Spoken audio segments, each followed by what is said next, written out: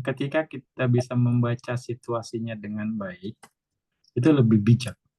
Jadi kondisi yang tepat memang sulit, tapi ya Anda harus pelajari situasinya dengan baik. Ada waktunya diam, ada waktunya kita bergerak. Kadang ya dibilang silent is gold ketika memang belum waktunya.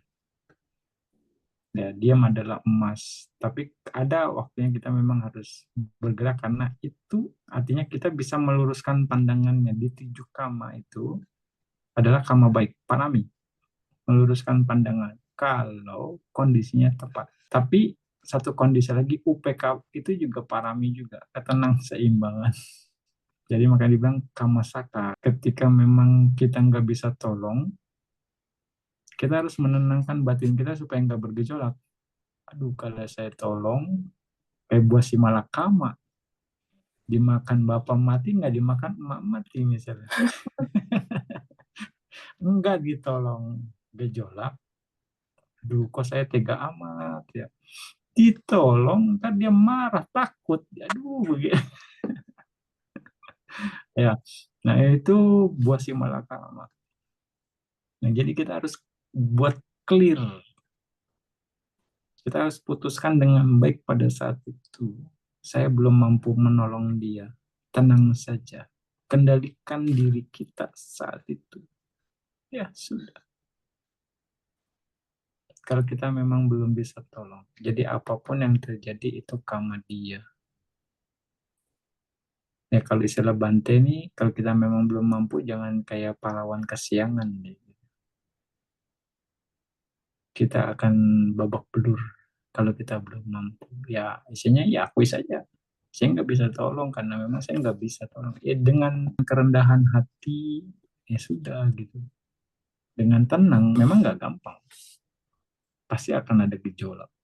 Ya, kekhawatiran. Ya, ini yang harus Anda redam. Akhirnya bijak menyikapi situasi, itu akan lebih baik.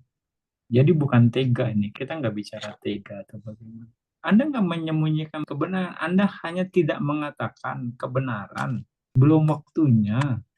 Mungkin Anda ingat pernah nanti juga katakan bahwa Buddha aja nggak bisa tolong Bante Dewa Data kalau memang belum waktunya untuk ditolong. Nah, apakah Anda ragu dengan kemampuan Buddha? Apakah Anda ragu dengan kualitas Buddha? Rasanya enggak kan? Buddha punya semuanya. Tapi kenapa Buddha nggak bisa tolong Bante Dewa Data? Karena memang nggak bisa ditolong. Buddha hanya menghindari, mencegah Bante Dewa Data tidak berbuat lebih parah. Tapi ketika Bante Dewa Data melakukan itu pun, yaitu akibat yang akan dia dapat. Buddha tidak merespon. Ya kan, dengan hati-hati, biasanya bukan dalam artian takut, tapi Buddha menjaga untuk meminimalkan Bante Dewa Data berbuat lebih parah lagi. Setidaknya. Nah, kita berkaca dengan case-nya Buddha. Dan banyak biku-biku yang bermasalah pada saat itu juga. Buddha Sabanyutanyana mengetahui semuanya. Buddha tahu semua karakter. Buddha tahu jalan pikiran masing-masing muridnya. Buddha tahu punya kemampuan itu. Tapi Buddha tidak menstopnya. Karena memang ada yang bisa dikarbit. Ada yang bisa didorong dengan kekuatan Buddha. Makanya setiap pagi Buddha melihat siapa yang bisa ditolong. Itu kan bentuk pertolongan Buddha kan. Dengan kekuatannya yang bisa mengetahui karakter dan kematangan indera-indera dari umat-umatnya. Siapapun di jauh pun Buddha dengan kesaktiannya, Buddha akan menghampirinya. Betul enggak? Ketika memang itu siap ditolong.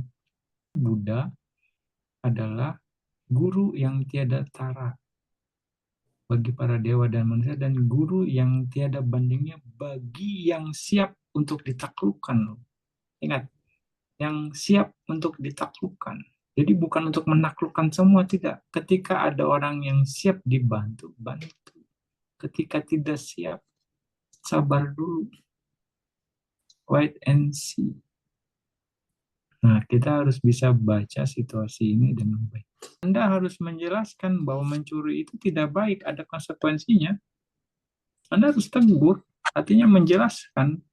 Gitu loh. Kalau Anda mendiamkan, Anda pun ya artinya bisa dikatakan ya lalai juga untuk memberitahukan sesuatu yang salah gitu kan. Anda niatnya untuk mengedukasi dia bahwa ini salah. Kayak biku aja, salah ditegur. Kalau salah ya betul-betul salah gitu. Ditegur sama sangga. Ada otoritas yang melakukan itu. Apalagi kalau Anda sampai ada buktinya gitu. Ya ini memang kita niatnya kan untuk mendidik dia jadi lebih baik bahwa ini salah gitu. Kalau memang ada kenyataannya ya, kalau itu harus Anda lakukan. Hanya baca situasinya. Ini sesuatu yang baik kalau Anda bisa lakukan. Atau minimal Anda harus meminimalkan resiko untuk Anda sendiri. Ketika memang ada, misalnya itu pekerja Anda, ya Anda harus kasih konsekuensi. Saya nggak mau pakai lagi deh. Saya pecat karena saya melihat Anda mencuri, saya nggak mau ambil resiko. Bisa saja kan? Hmm. Selesai urusan Anda. Iya, saya kasihan nama Anda, tapi saya nggak bisa kerja sama dengan Anda lagi. Beda dengan tega. Anda nggak bikin karma buruk saat itu. Anda bijak dengan diri Anda sendiri. Saya nggak pakai Anda lagi karena saya ke depan saya nggak mau ambil risiko. Bisa saja. Bukan kok tega amat ya. Orang dipecat enggak. Anda nggak bijak kalau Anda membiarkan itu berlarut-larut di kondisi Anda nggak bijak dengan Anda akan tertekan. Anda membuat Anda tertekan.